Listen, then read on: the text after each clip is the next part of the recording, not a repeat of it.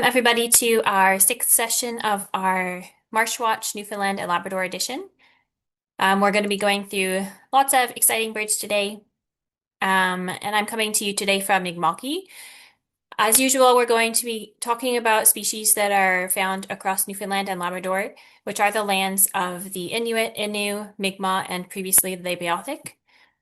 My name is Jenna McDermott. I'll be presenting this evening for you, and I work for Birds Canada, which is a national nonprofit whose mission is to engage people through science to protect the birds that we love. And we do have different programs across the country. MarshWatch, of course, is one of them, but there are others that are have more involved sort of data collection that volunteers can be involved with. So if you're interested in collecting bird data for science, you can take a look at some of our other programs as well. Pretty simple agenda tonight. We're only going through a bunch of birds, so it's just bird ID for the most part. We will have a little quiz at the end. It's just myself here tonight. Catherine is taking a well-deserved break, so feel free to type stuff in the chat as we go along, but I won't really have a chance to take a look at it till the end. I can answer some questions at the end. And we might go a little bit long today because we do have quite a lot to go through. So if anyone needs to head out early, as you know, we record the session, so you can always listen to the end later if you need to catch up on it. And just a reminder that you can find any of the recordings both on the website that's on the final slide every day or every session, but also sometimes they appear on our YouTube channel, MarshWatchNL, a little bit earlier than they are on the website if you're looking for them. So we are going through 10 species of birds today. These are the first 5. We're doing all shorebirds today, which can be intimidating for myself and a lot of folks. A lot of shorebirds can look quite similar. Hopefully we'll be able to go through the differences enough that folks are feeling a bit more comfortable with the shorebirds that we'll find at least in Newfoundland and Labrador during the breeding season. Here's the other 5 we're going through. There are lots more species that pass through during especially the migration in the fall, but these are the ones that will be around in the summer. So just a little quick blurb about shorebirds generally. It is a pretty broad grouping of species, and shorebirds do share sort of general physical and behavioral traits. They have a preference for open shoreline habitat, so they're typically associated with some water, but they aren't generally swimming in it. They're usually going along the outside edges. They are carnivorous, so they're not eating a lot of plant material. They're eating mostly insects, mollusks, crustaceans, that sort of thing that you can find along the water's edge. They typically have round heads and long legs because they are walking around a lot, wading through water potentially.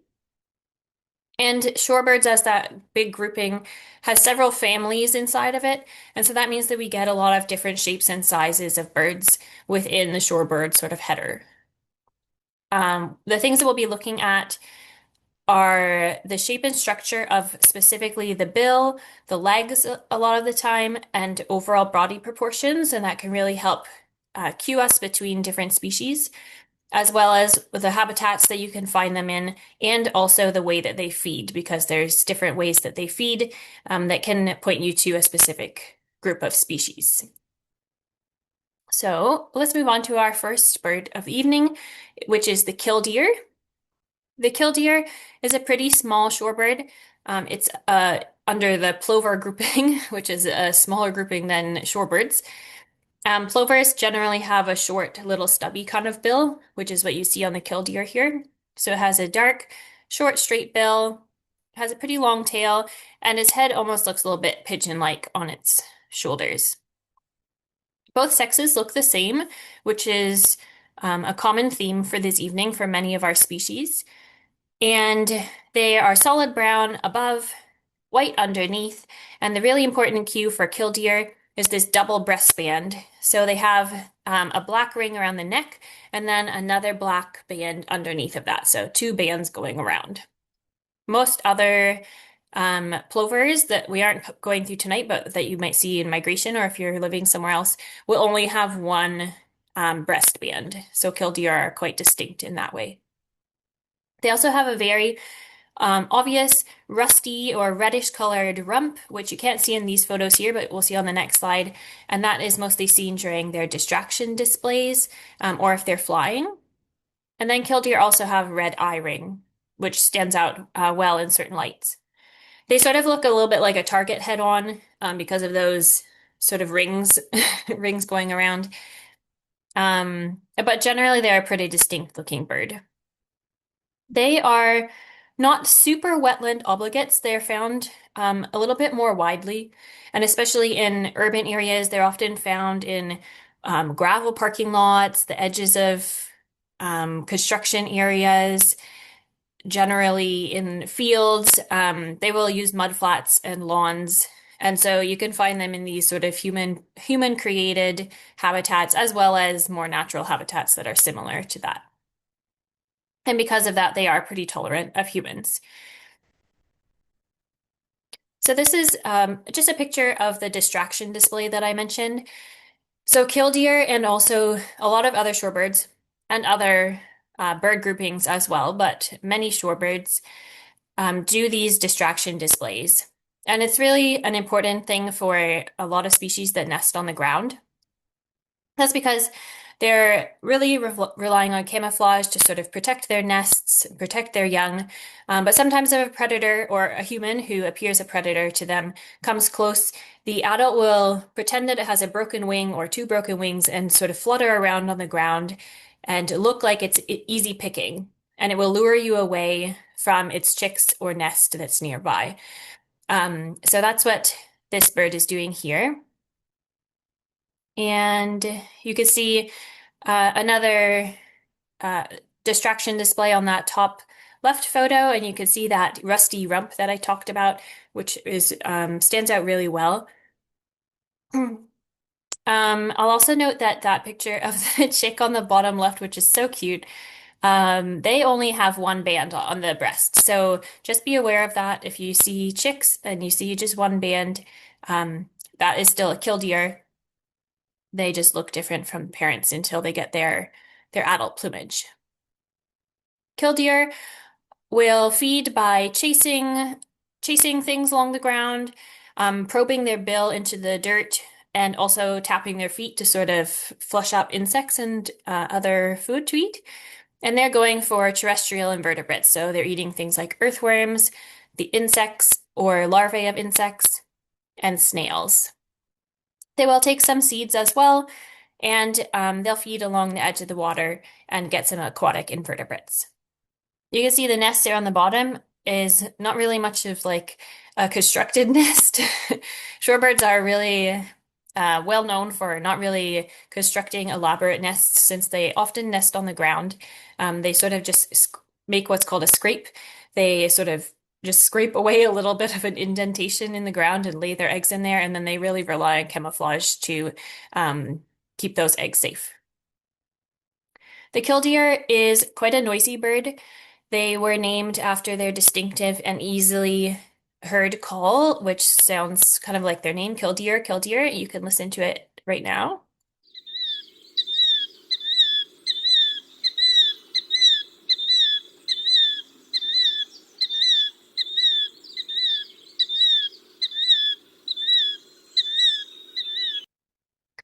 So it's a pretty distinct call, and males will make that call pretty constantly as they do display flights. So you might hear it from the sky as well as from the ground. And it's interesting that in the 18th century, naturalists called the killdeer other names like chattering plover and the noisy plover because they are so noisy. Killdeer are found across North America. They're quite common, especially on the mainland. They're not as common in Newfoundland and Labrador. They're sort of spotty, found in spotty areas, but there are a few around now and again. Our next bird is the Wilson snipe. It is incredibly common, and it's a bit of a bigger bird, so it's a medium-sized shorebird. The most important marks for Wilson snipe are sort of the shape of it. And so it's got a really long, straight bill, much longer than the head. Um, it kind of appears to have sort of no neck. It's like someone put an ice cream cone and like plopped it right on top of the shoulders of a bird. And then on top of that little head, it has large upward facing eyes that are really near the top of the head, as well as a very chunky body shape. So it's generally a big, hefty, chunky bird, and it nearly always looks that way. Um, Males and females look the same again, and they're sort of this mottled brown above. They have pale stripes that go down the back. You can see that well on the bottom left photo. And then they also have stripes along their head that go in the same direction as the ones along the back, so back to front. And that's an important cue to compare to our next species. They also do have a white belly with bars along their flanks. Wilson snipe will feed by probing that long bill into the wet soil or mud or shallow water, wherever it is that they're feeding. And they're looking for insects as well, or other invertebrates. So they're eating the larvae of insects, earthworms, small crustaceans, and small mollusks. Wilson snipes are found in a lot of different habitats, as long as it's pretty wet or damp. So they're often found in bogs and fens, as well as sort of shallow meadow, wet meadow kind of places as well. They have a really distinctive flight display. So males will fly really high up in the sky and then do this fluttering flight downward.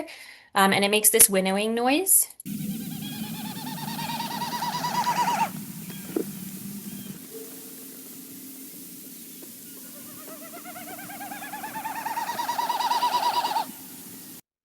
So you can hear that noise all day long. They'll be flying all through the day sometimes, in the morning and evening as well. And that sound is not made vocally. It's actually made by those outer tail feathers that you can see in the bottom photo. As the air passes over it when they dive, it makes that winnowing noise. They also do make a sound, like a vocal sound, and it's this sort of kek, kek, kek sound.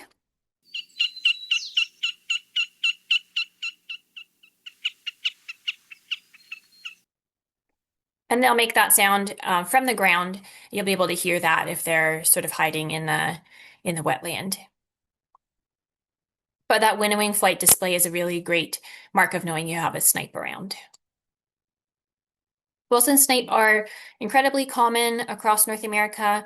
They do spend their winters farther south, and in Newfoundland and Labrador, you can find them nearly across the entire province, other than the far north of Labrador. Our next bird is the American woodcock. In many ways, it's very similar looking to the snipe that we just looked at, because it has a lot of the same body shape. So it's another really plump, stocky kind of bird, has this head on a basically no neck, just sort of plopped on top of the shoulders, that really long straight bill, and those big eyes that are really up at the top of the head looking upward. So all of those things are quite similar. However, the coloration and patterns are very different. So we have a mottled brown again, but there's more gray inside of it on the wings and back. The stripes down the back are gray. And then underneath, it's a very clean, sort of cinnamony color, a little bit of a light rusty red. Which wasn't the case for the snipe, which was white underneath with mostly just brown. They also have a sort of clean gray color. And then the other really important mark for telling the difference between them and the snipe is that they also have stripes on the head, but they are horizontal. So rather than following the length of the body, they are across the head like a little headband. So if you get a good look at them, you'd be able to see that difference. American woodcock walk in a really funny manner. They do this sort of bobbing walk. This is one that I came across in Ontario several years ago, walking across the road, and it spent probably 10 minutes crossing the road because it's just bobbing up and down the whole time. They're really silly doing that.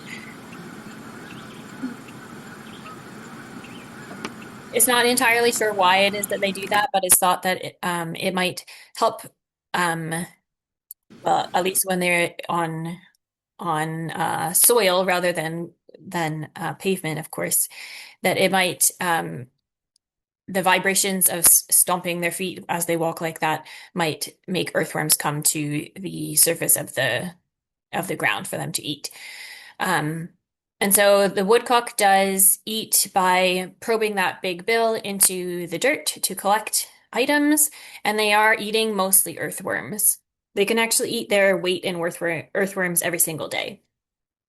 They will also eat things like snails, spiders, and beetles, and some seeds as well, but they're really mostly going for earthworms when they can do it. Um, American woodcock is not as much of a wetland species, but they will use damp areas and wet meadows. They really are living, though, in young forests for the most part. And they will also use sort of scrubby old fields, or yeah, open shrubby areas in order to hang out in the day and also for their displays. So they display in a couple of different ways. They do this peent, peent, peent call from the ground.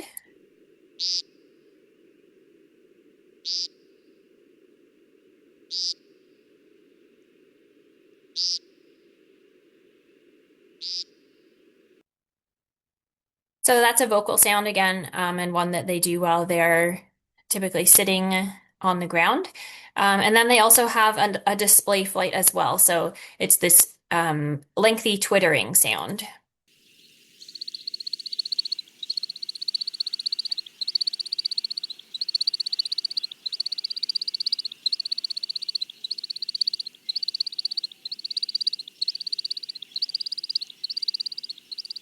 I'll pause that because that recording does go on for quite some time.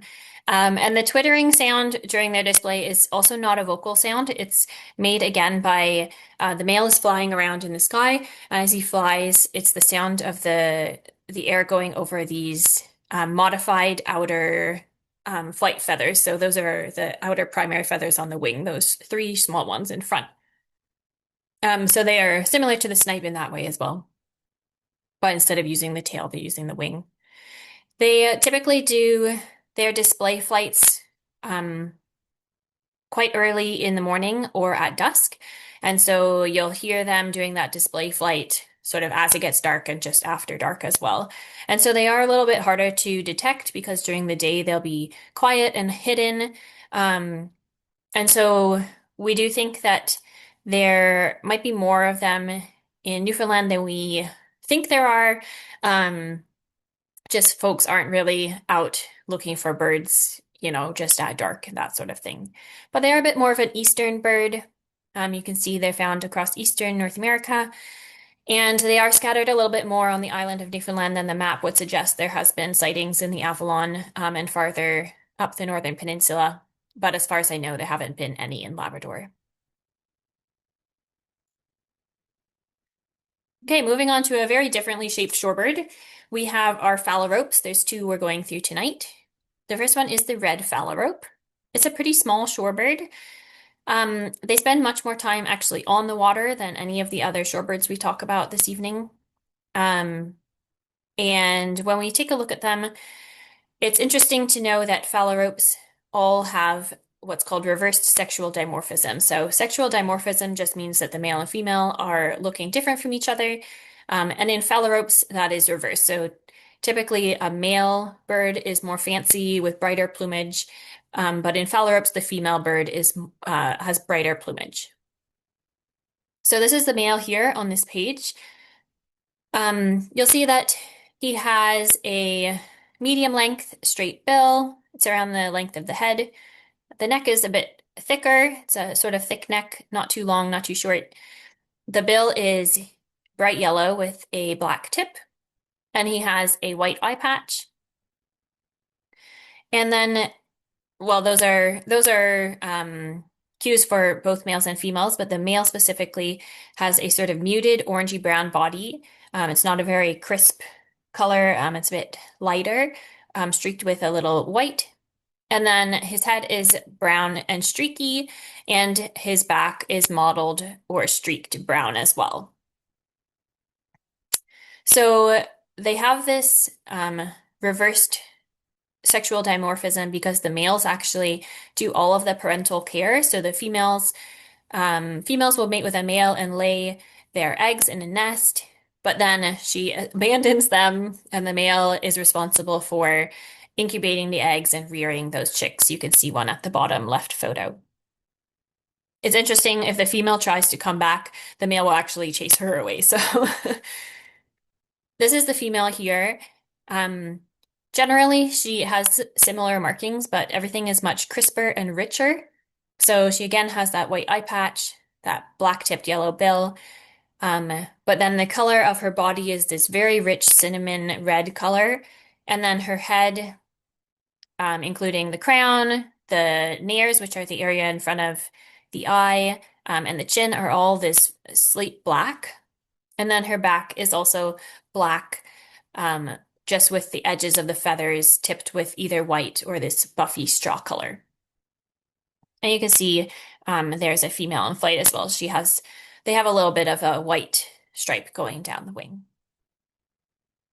Red phalaropes make several different noises. This specifically, the zeet call is one that males and females make, both of them make to connect between their pair, or females also use it for advertisement.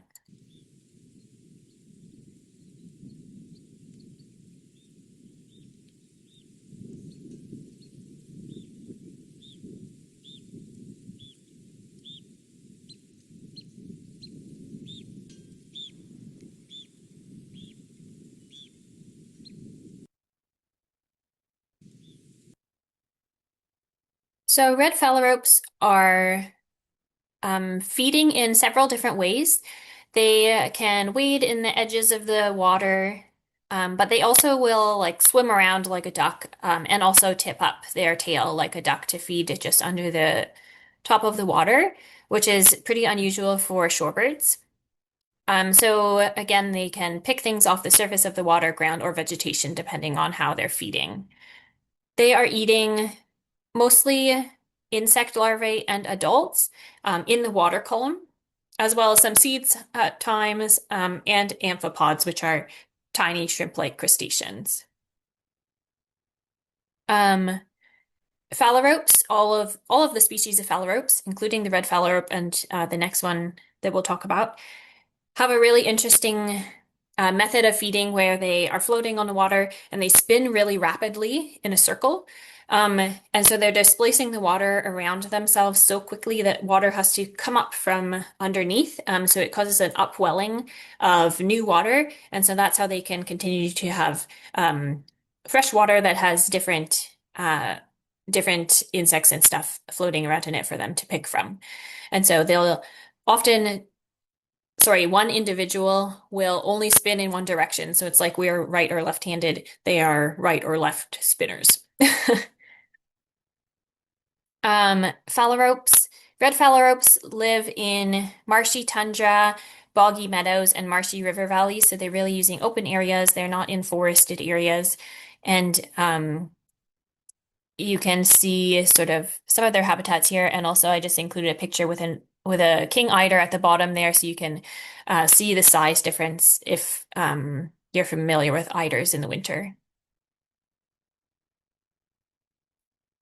So this is the same bird. This is the red phalarope. Both sexes will change into this pale gray plumage in the winter.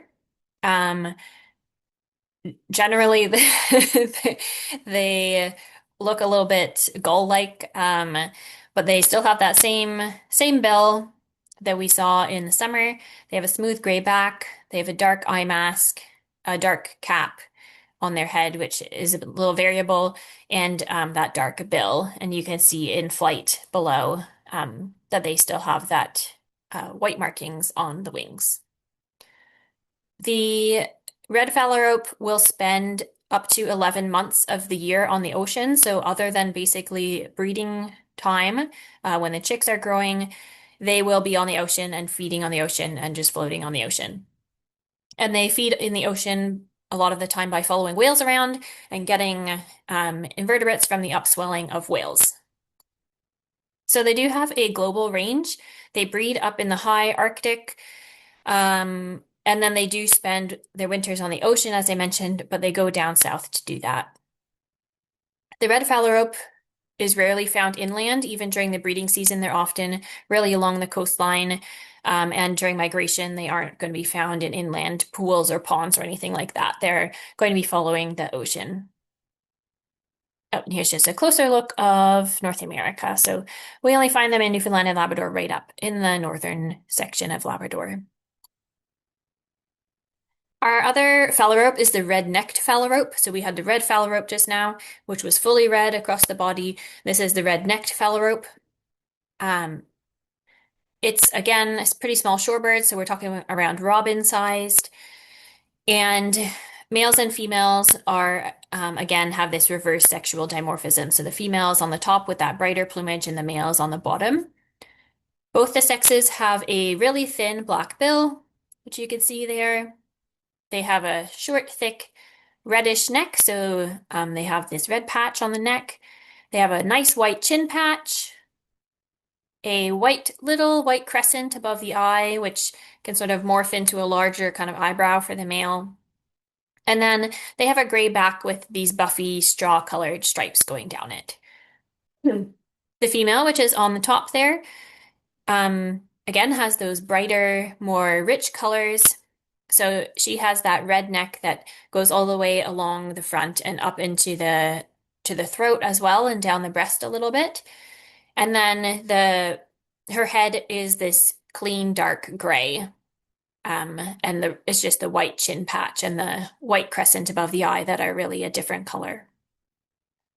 The male on the bottom there is trying to blend in more, of course, because he's taking care of the young, raising the chicks. And so he does have some red rusty color on the neck, but it is a much smaller patch and often less bright as well. And that patch is quite variable. So in the next slide, we'll see a couple of other males that have even less red than that. They do have generally a paler face, so instead of that dark gray or black that the female has, they have sort of a mottled or streaky brown along the cheek and the top of the head, as well as on the back. So this is just a few more examples of photos for you. Of the male on the right there, you can see he has barely any red on his neck at all. And the male in the background of the larger picture has sort of a medium amount of red, whereas the female in the front is quite richly colored. And then the photo on the top is of non-breeding plumage.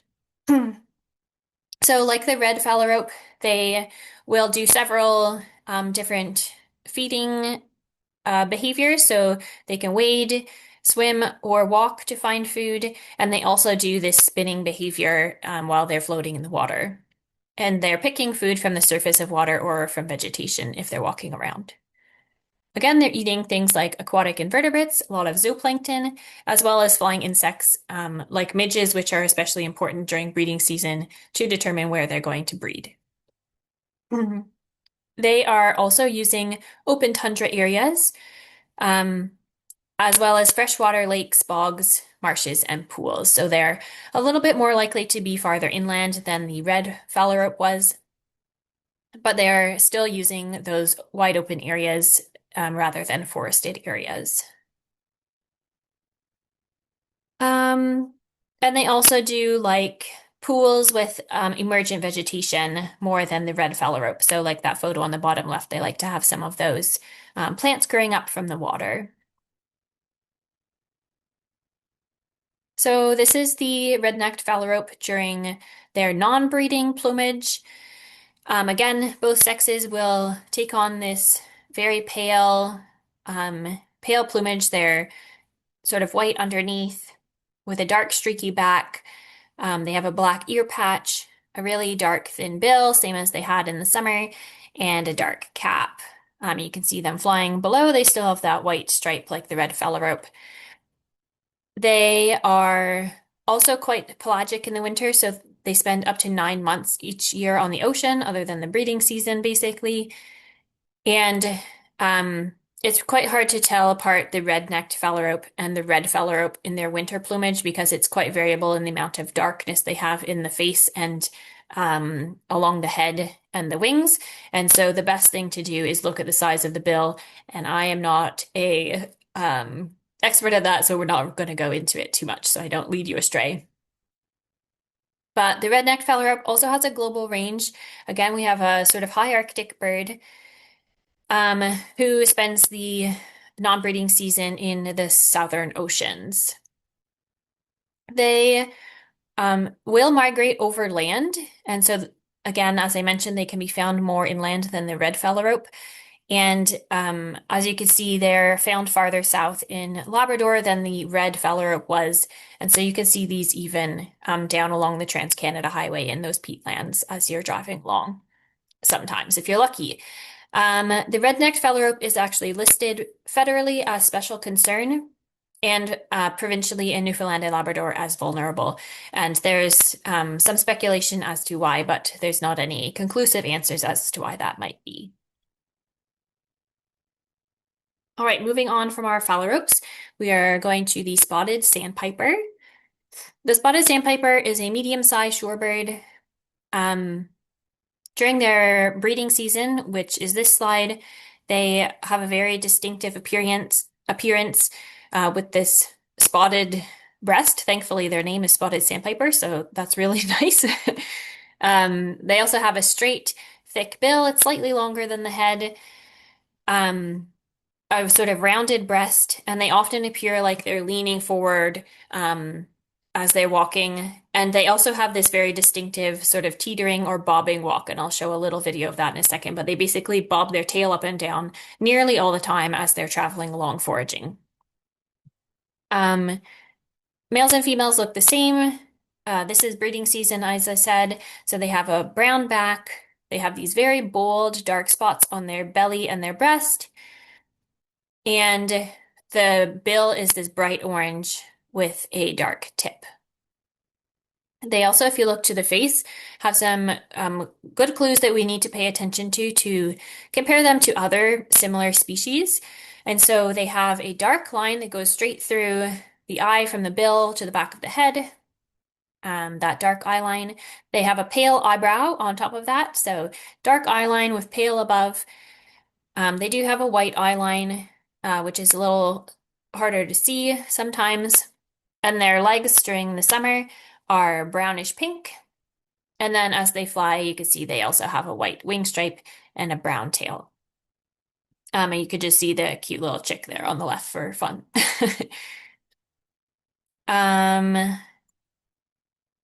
In their non-breeding season, they do look a little bit different because mostly they are missing those nice dark spots on their undersides. They sometimes have a few left on under their tail area, but that is pretty variable, and sometimes they can have no spots at all, like you can see here. And so they have the same size and proportions, of course. They still have that same thick bill, that rounded sort of rounded breast, and that appearance of leaning forward and that teetering, bobbing walk. But they do have some other differences where the back is a little bit more gray. They still have a white belly, but has no spots. And along the side of the neck, going down across into the breast, sometimes they have this brown wash that's a very smooth brown. There's no streaks or anything like that in it. They have in the non-breeding season, instead of an orange bill, they have a dark bill. But they still have that dark eye line and that pale eyebrow above. And their legs also turn to yellow or grayish yellow. This is, oops, it passed by. This is the teetering walk that I mentioned. I'm just going to fast forward a little bit if I can manage it. Wait, this is not working very well. Okay, we have to watch the whole thing apparently. After around 20 seconds, you will see it start bobbing in its classic walking way. So just bear with me.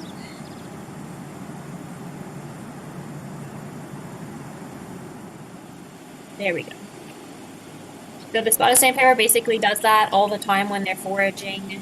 They sometimes get stronger if they are nervous or there's a predator around, that sort of thing. Um, but yes, this is a really great way of knowing you have a spotted sandpiper. Okay.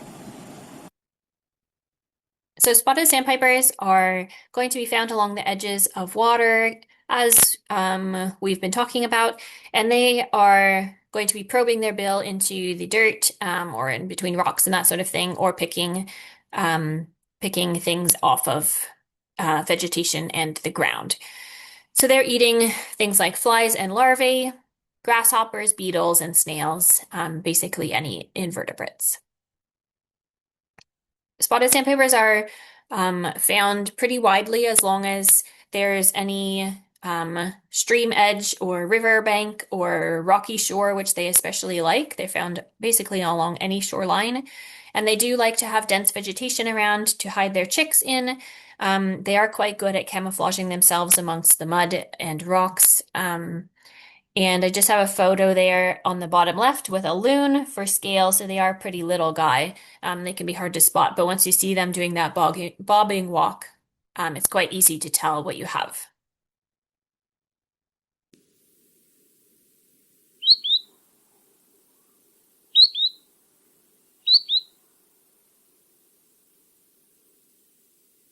And I forgot I had that little clip of their sound there, but they do that sort of weet weet sound when they're flying as well. And when they're flying away, they do a very recognizable sort of really fluttery flight interspersed with a little glide, and they'll do that over the water if they're trying to get away or they're just moving around. Spotted sandpipers are the most widespread breeding sandpiper in North America, um, and they are also quite common in Newfoundland and Labrador, so you're pretty likely to see them sort of anytime you're out and about if you're in a nice rocky shoreline area with some good habitat for them. Our next species is the solitary sandpiper. It, in many ways, appears a lot like the spotted sandpiper, especially in their non-breeding plumage. So we'll do a comparison slide after we finish the solitary sandpiper. But they're a similar size. They're a medium-sized shorebird. They have a also a dark, straight, thick bill. So it's always this sort of dark color. And they have kind of a long neck and long wings as well. In the breeding season and the non-breeding season, they look pretty similar. Both sexes look the same. In the breeding season, like we have on this slide, they have a brown back with white spots. And during non-breeding season, the only difference really is that they lose some of those white spots or they'll get a little bit lighter. So otherwise, they look the same. They also have a mottled brown head and neck, a fully white belly, so no spots on there.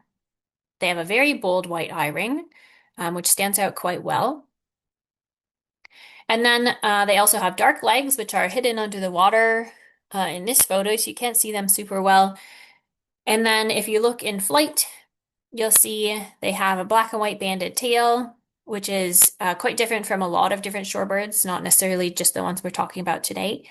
And also they have a dark underwings, which is also quite unusual for a lot of our shorebirds. So it really contrasts with the really bright white of the belly. Oftentimes, when a solitary sandpiper flies and they land, they will actually leave their wings up in the air for a little bit after they land. So it gives you a good opportunity to look at those dark underwings, which is nice. The solitary sandpiper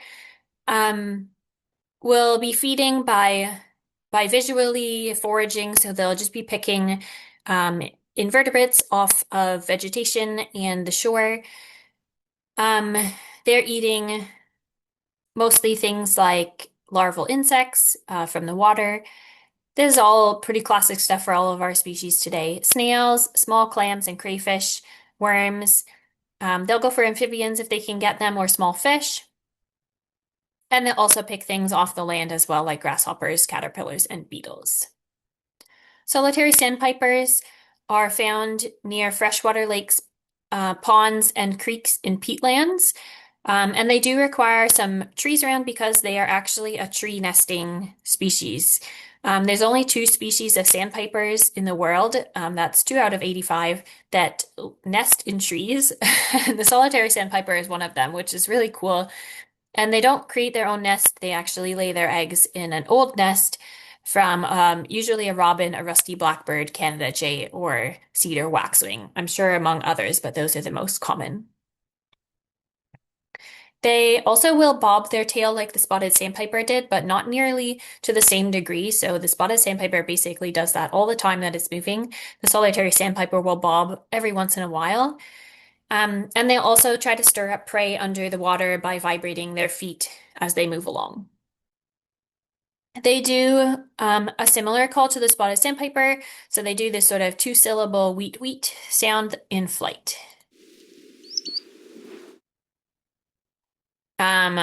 Which sounds pretty similar to the spotted sandpiper, so it's not super helpful if you are in the same range as the two of them at the same time.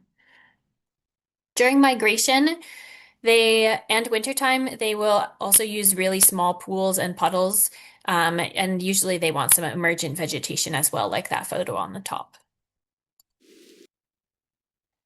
So solitary sandpipers are found across North America, but they are found a little bit farther north than the spotted sandpiper. And so we do find them in much of Labrador. And on the island of Newfoundland, we do have some scattered potential breeders, but we do have them passing through in migration every year. So you can often see a solitary sandpiper during migration if you're not farther up north.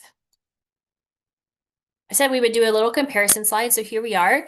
The spotted sandpiper is on the left with the breeding plumage with the spots and the non-breeding plumage in the middle, and the solitary sandpiper is on the right there. So we have a lot of similarities in sort of shape and size, but we do have some main differences if you can get a good look at them. So in all seasons, you will see differences in the wings. So the spotted sandpiper will have fine barring on the wings, whereas the solitary will have spots. The spotted will have always this dark eye line that goes in front and behind the eye, and the solitary has no eye line. The spotted sandpiper has a pale eyebrow above. The solitary has no pale eyebrow. The spotted sandpiper has a white eye ring, and so does the solitary sandpiper, but it's very much more obvious for the solitary sandpiper. And then if you look in flight, the spotted sandpiper has a white stripe on the open wing. The solitary sandpiper, you can't see the back of the wing, but it's fully brown. There's no white in it at all. And if you look at the tail, the spotted sandpiper has a brown tail. The solitary has that black and white barred tail. And then in addition, that nice dark underwing that contrasts the belly. And also if we look at the necks of the non-breeding spotted and the solitary sandpiper, it's a bit of a hard difference, but if you get a good look at them, you can see the spotted sandpiper has a smooth brown along the neck with no mottling or streaking, whereas the solitary sandpiper has sort of a more mottled brown, speckled brown along the neck. One last thing to mention is also, it's a bit hard to tell in the spotted sandpiper photos, but the wings are much shorter for spotted. The solitary sandpiper's wings extend past the end of the tail when they're folded up. So you could see on the right photo, the wingtips are farther than the tail tip. Whereas the spotted sandpiper, the wingtips will rest in front of the tail tip, so the tail will stick out farther.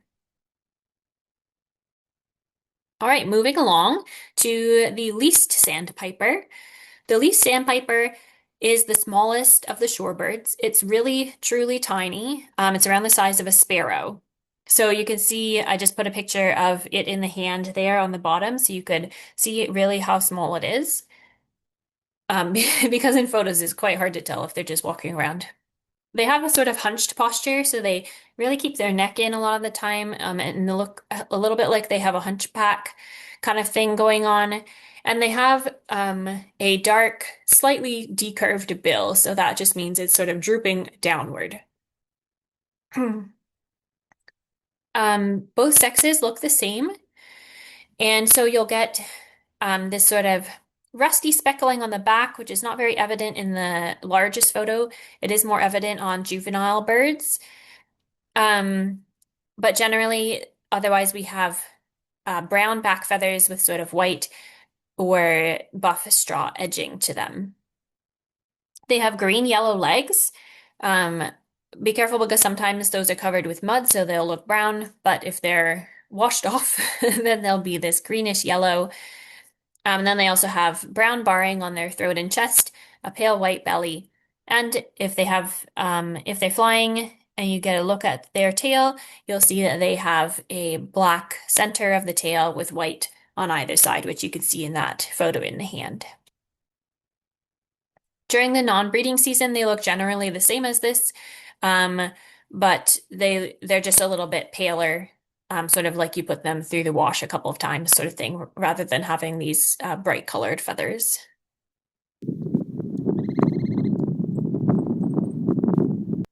Sorry, that's a really bad a bad video that mostly is just the sound of wind that I forgot I had hidden in there. Um, the leaf sandpiper makes a whole bunch of different noises, so I haven't really pulled out a recording for them. Leaf sandpiper are going to be feeding by pecking at the surface of the mud and also probing with their bill underneath to get invertebrates. So they're eating our classic shorebird things like aquatic invertebrates, midges and flies, beetles. They'll take dragonflies as well, and sometimes some seeds of grasses.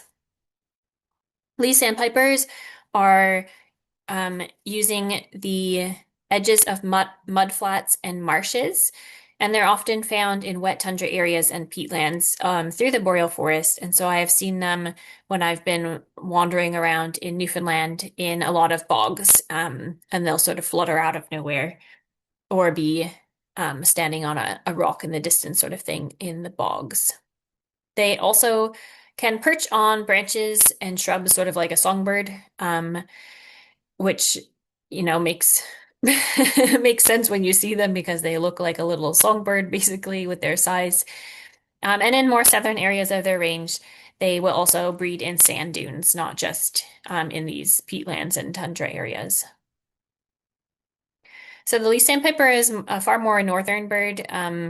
They are mainly an Arctic breeder, but they do breed in Newfoundland and a little bit of Nova Scotia as well, apparently. Um, and they're a really cool little bird to see. Next, we are moving on to a much larger species, the greater yellowlegs. In Newfoundland, they are often known as a twi'lek, and they're quite a large shorebird. So um, the really best cues for greater yellowlegs are this really long, thin bill. It's around 1.5 times the size of the head, and also those really long, bright yellow legs, and also long neck. So we're talking about quite a tall, lanky-looking bird. Um, and they often look a little bit gangly when they're walking around or flying about, because of those really long, dangling legs. During the breeding season, the both sexes look the same. Throughout the year, during the breeding season, they will they will have these dark streaks along the breast and neck and these dark bars along the sides. During non-breeding season, they'll sort of lose that barring and banding, but they will always have a brown back with sort of white speckles on it. They have a white eye ring, and then they have sort of a streaky, brown, streaky face and head. And the bill also is dark throughout the year. The long legs are noticeable even when they're flying.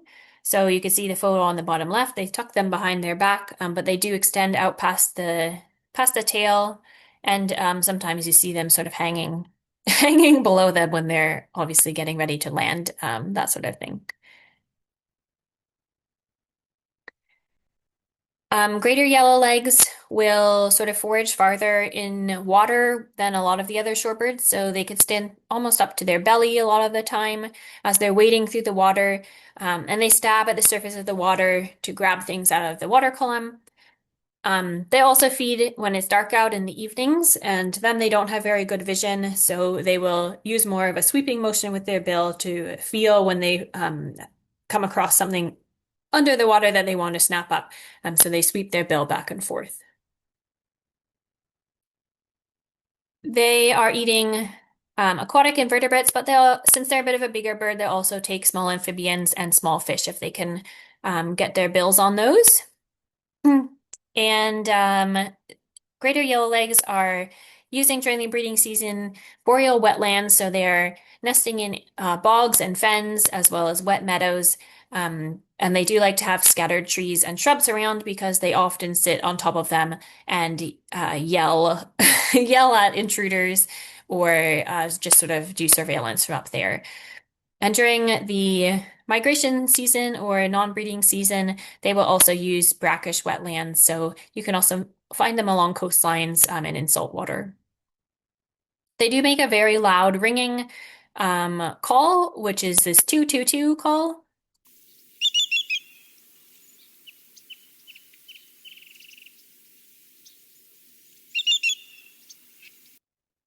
And so they'll do that pretty consistently sometimes. They are pretty loud, a loud bird if you happen to end up where they're living.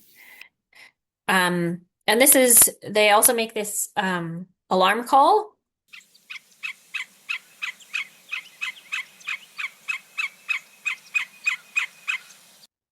And they just do that for forever, honestly. If you're in their bog, they'll often be perching on the top of a tree and just doing that call at you for half an hour if you're there. And they also follow you from bog to bog as you travel around the landscape, and just sort of yell at you the whole time, as well as dive bombing you. So they're really quite territorial, and they will definitely let you know that they're there.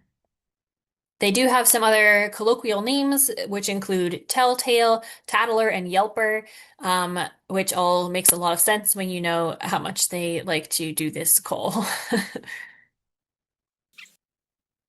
Greater yellowlegs are again found across North America. They're really a boreal species, and so we do find them quite commonly in Newfoundland and Labrador, other than northern Labrador. As much as the greater yellowlegs is very easy to tell apart, I will mention that there's another species called the lesser yellowlegs, and they don't breed in the area, but they do pass through on fall migration. And so, just so you know, they exist, and they look incredibly similar. We'll just do a quick little slide on them.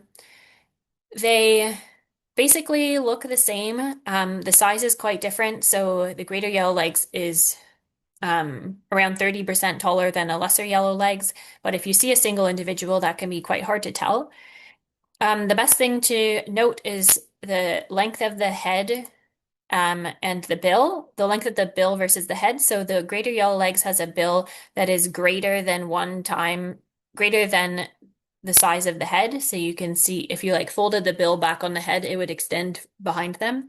Whereas the lesser yellowlegs is a much daintier looking bird. And so the bill is only around the size of the head. And these are really difficult to tell. So sometimes you maybe just will know that it's yellowlegs. But also generally you don't need to worry too much about lesser yellowlegs unless it's migration season.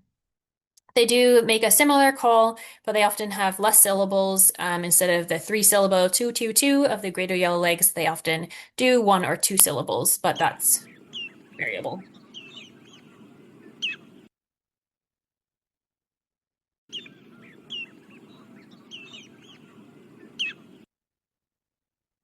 Oh, and here is just the two of them standing side by side, so you can tell the greater yellowlegs is quite a lot larger, but if you see them by themselves, they would be difficult to tell.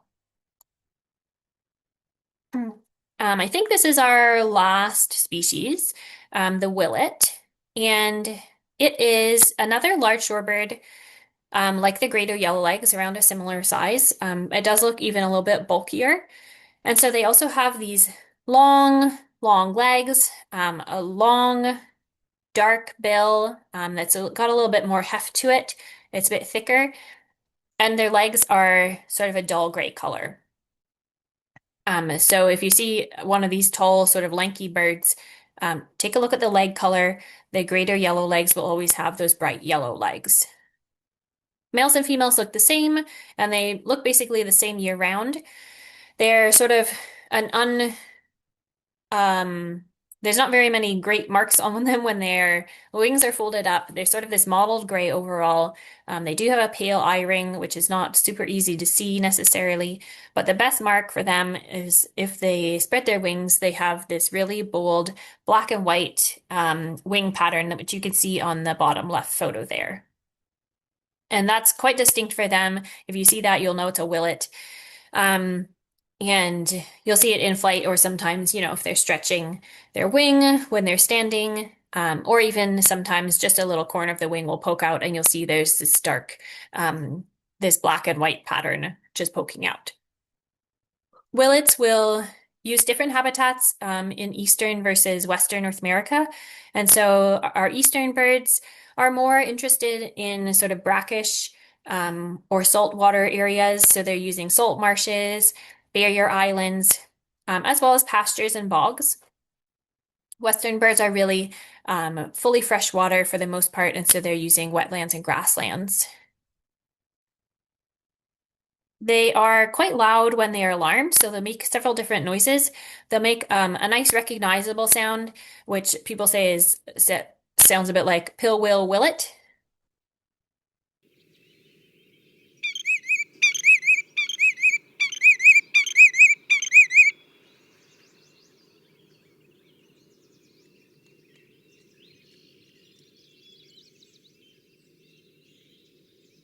I think it does it again.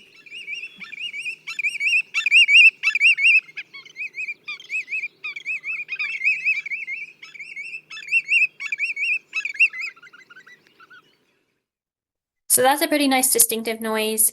But they also make this sort of less distinctive cleep noise.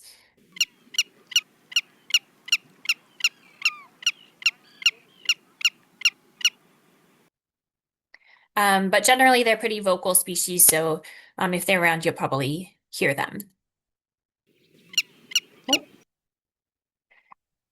Willets are also feeding along the edges of shorelines and wading in the water a little bit. So they are picking for food from the water or vegetation, as well as swishing their bill back and forth, and also probing their bill into the mud to get food out. So they're eating similar things: insects, crustaceans, mollusks, polychaetes as well, and small fish and amphibians if they can get them. I was reading earlier that they often will wash their food off before they eat it. So if they find like a frog that's really muddy, they'll bring it out to the water and wash it off before they eat it, which I thought was a funny little quirk. You can also see again the really great wing patterns on that bottom left photo. Well, let's have a bit of a spotty distribution. They are a bit more reliable in Western North America, but we do have them in Eastern North America, more along the coastlines, as I mentioned. Um, they aren't found in Labrador, and they are rare in Newfoundland, but they are some that we have confirmed breeding for, especially in the Southwest, and they're probably elsewhere as well. Okay, so that is all of our birds for today. So we'll just do a really quick review, and then I do have a quiz as well. We are at the hour, so if folks need to head out, feel free to do so. But we'll just carry on here, and the recording will be available, as I mentioned at the beginning. So just to do a quick review, if you look to the left of the screen, we have sort of our two chubby, really bulky kind of birds with their head plopped on the shoulders like an ice cream cone and the really long bill. So the Wilson snipe on top and the American woodcock on the bottom. If you remember, we are looking between those two for the direction of the stripes on the head. So on the snipe, they're going back to front, and on the woodcock, they're going side to side like a headband, as well as the difference in color. So the woodcock has those cinnamon underparts. And then of course, for these two species, the sound is going to be a really good cue, especially when they're doing their display flights. So the Wilson snipe does this winnowing one.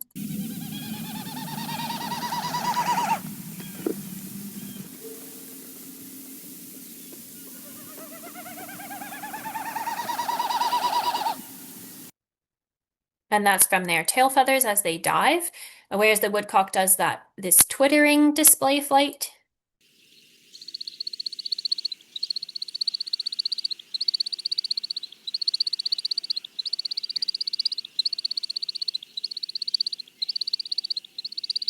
And it goes on and on. And then the Wilson snipe does sort of a keck, keck, keck call from the ground.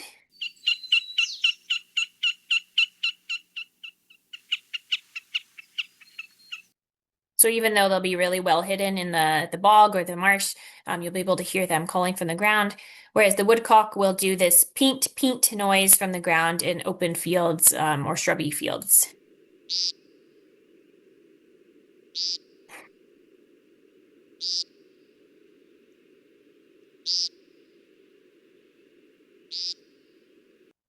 If you're in areas where there's common nighthawks, which is another species, not of shorebird, but of bird, that peent noise can be similar sounding to a nighthawk, so just do take care. Okay, moving on to the right side of the screen are two phalarope species. Again, these are really northern breeders, so you're probably not going to see them in their breeding plumage unless you're really quite up north in Labrador or farther. So in the non-breeding, you'll see them in their sort of gray plumage. But in their breeding plumage, they're really quite distinctive, with the red phalarope being red sort of all over, and the red-necked phalarope only having the red along the neck. Their names are really nice, at least. And these birds are going to be often floating on the water rather than wading around like the rest of our shorebirds. And then here's our other species that we went through today, and I've sort of made their pictures indicative a little bit of their size in comparison to each other. And so if you have that size comparison, you can split them up a little bit better. So we have our two large, tall, gangly species on the left, the greater yellowlegs and the willet. The greater yellowlegs always has those really bright yellow legs, which gives you yellow legs sort of off the bat if you have this size of bird with a big bill and those yellow legs. The willet has those dark, those gray legs and also a much thicker bill. You can also see actually the wing pattern poking out in this photo, like I mentioned, for that willet, which is nice. The sounds for the yellowlegs and the willet can also be helpful. So the yellowlegs does that alarm call forever and ever while it dive bombs at you. And then it also does this toot toot toot sound.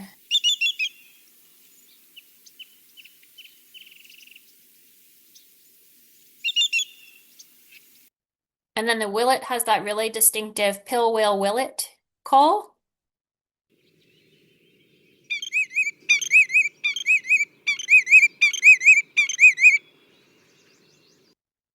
As well as a shorter, less distinct call.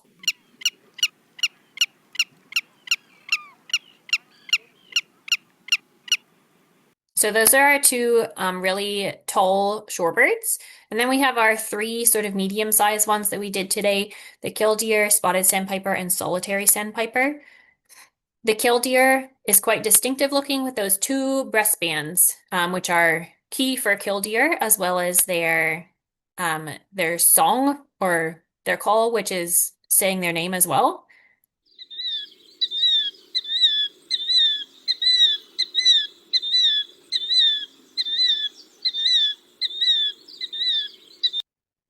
That's very loud. I hope I didn't ruin anyone's eardrums just now. And then also the killdeer has a short plover bill, just a tiny little bill, rather than a longer one. And then the spotted sandpiper and solitary sandpiper we compared pretty well earlier, but they have sort of this medium length bills. The spotted sandpiper in its breeding plumage is very distinctive with the big spots on its belly, but then always we're looking at the eye line versus no eye line and the eyebrow on the spotted sandpiper. The Lee sandpiper is the last one here, and it's truly tiny. You can see how tiny it is compared to the other ones in this slide here. But if you get a good look at them, you'll see that it has a down curved dark bill, so just drooping down a little bit. And then it has those rusty and white edged feathers. Oh, somebody's calling. No. Okay, so that was all of our species for today. I would urge everyone to be patient with yourselves when you're learning shorebirds because they are incredibly difficult and they do look very similar to each other a lot of the time, especially in non-breeding plumage. So take it easy. Don't get too frustrated. If you just know it's a shorebird, then that's a good start. Um, okay, so that's it for the evening. Thanks everybody for coming out and sticking around. Next week we won't be having a webinar because it's a holiday in Newfoundland and Labrador, so we'll be back again 2 Mondays from now for songbirds and our last two amphibians. As always, you can feel free to email myself or Catherine at our email address.